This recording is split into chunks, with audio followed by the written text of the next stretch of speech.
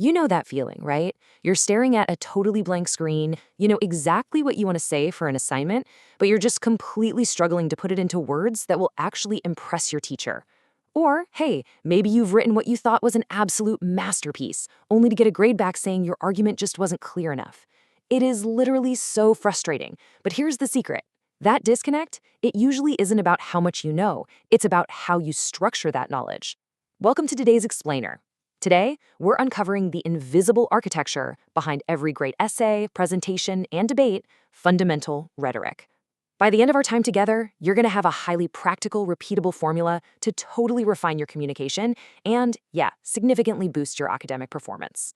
So, here's how we're going to break things down today. First up, we'll be decoding the word rhetoric. Then, we'll dive into some core communication skills, move on to building your actual academic argument, and finally, wrap up with how all this translates into achieving real academic success. Let's get started. Okay, let's dive right into this. Part 1. Decoding the word rhetoric and demystifying all that intimidating academic jargon. So, what exactly is rhetoric anyway? Well, before we go looking at some dusty dictionary, think about your own everyday life for a second.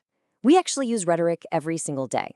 Seriously, whether you're negotiating a slightly later curfew with your parents or intensely debating restaurant choices with your friends, in all of those situations, you naturally evaluate your audience, you pick the best possible words, and you organize your points to get a specific result. See? You already know how to do it. We're just finally putting a formal name to the whole shebang. The formal definition, rhetoric is just the art of effective or persuasive communication, both in speaking and writing. So it's definitely not some boring, abstract academic theory. Think of it more as a highly practical, everyday toolkit for just getting your point across. It's kind of like the operating system for your ideas. You could have the most brilliant, groundbreaking thoughts in the world, but if your operating system is glitchy, no one's going to be able to access those ideas. Rhetoric is simply the set of tools that lets you package your thoughts so perfectly that your teachers, your peers, and eventually your future bosses can perfectly understand and absolutely be convinced by them. Moving right along to Section 2, Core Communication Skills. Think of this as your personal toolkit for school.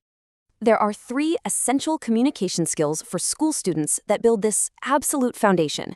First up, organizing your thoughts clearly. This basically means that before you even type a single word, you already know the exact journey you're going to take your reader on. Second, structuring your sentences persuasively. Choosing really active verbs, cutting out those confusing run-on sentences, and making your ideas punchy. And third, and this is absolutely crucial, adapting to your audience. Because the way you text your best friend about a movie is, well, totally different from how you'd write an analytical essay about that exact same movie for your literature teacher, right? Mastering the ability to read the room, or in this case, read the rubric, is the absolute foundation for everything you do in the classroom. Now, what's really interesting here is the contrast between a weak argument and a strong one. Take a weak argument, something like, I think this book is good because it's interesting. I mean, we've all written a sentence like that when we were rushing, right? But let's evaluate it rhetorically.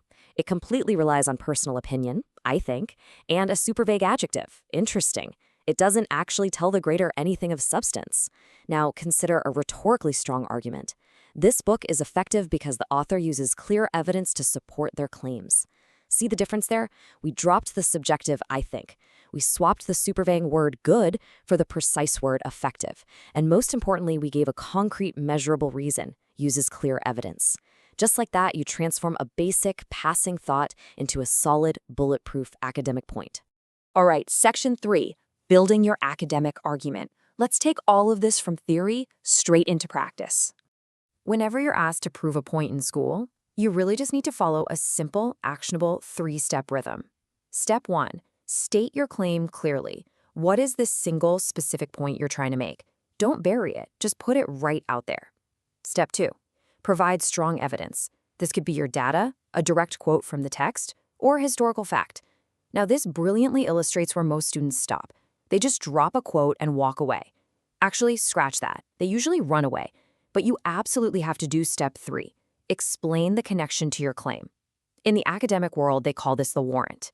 You have to explicitly tell your teacher exactly how that piece of evidence proves the claim you made back in Step 1. You just can't assume the reader's going to connect the dots for you. Making these steps bite-sized and strictly sticking to this 1-2-3 rhythm, it's a real game changer. Let's just pause here for a second and let this sink in. Rhetoric is simply communication, structured for success. It really is that simple. You don't need a massive vocabulary of complex words to be a great student. You don't even need to be naturally gifted at writing. You just need structure. Using fundamental rhetoric is all about organizing your information in a way that is logical, predictable, and ultimately super convincing to the person grading your work. Because when you structure your ideas well, you remove all the friction for the reader. And hey, when a teacher has an easy time reading your paper, your grades naturally go up. Which brings us to Section 4, Achieving Academic Success. This is the ultimate payoff. So the crucial point is how these specific rhetorical skills directly tie into your academic outcomes. For instance, when you master clear structuring, the direct academic outcome is higher essay grades. Why? Because your teacher isn't getting lost halfway through your paragraphs. Your logic is just super easy to follow. Then, persuasive delivery directly leads to confident, impactful presentations. When you know your points are structured perfectly, your public speaking anxiety drops way down, and your natural authority goes up. And finally, evidence-based reasoning results in stronger test answers. Seriously, even on quick, short answer exams, if you provide a clear claim, solid evidence, and a strong connection, you're practically guaranteeing yourself full marks. It just definitively proves why investing time in these skills is incredibly valuable for your GPA. So, bringing it all back to the core concept from our source material today, fundamental rhetoric is simply communication skills for school students. It sounds almost too straightforward when you isolate it like that, doesn't it? But these aren't just sneaky little tricks to get past a tough grader. These are the foundational tools of critical thinking.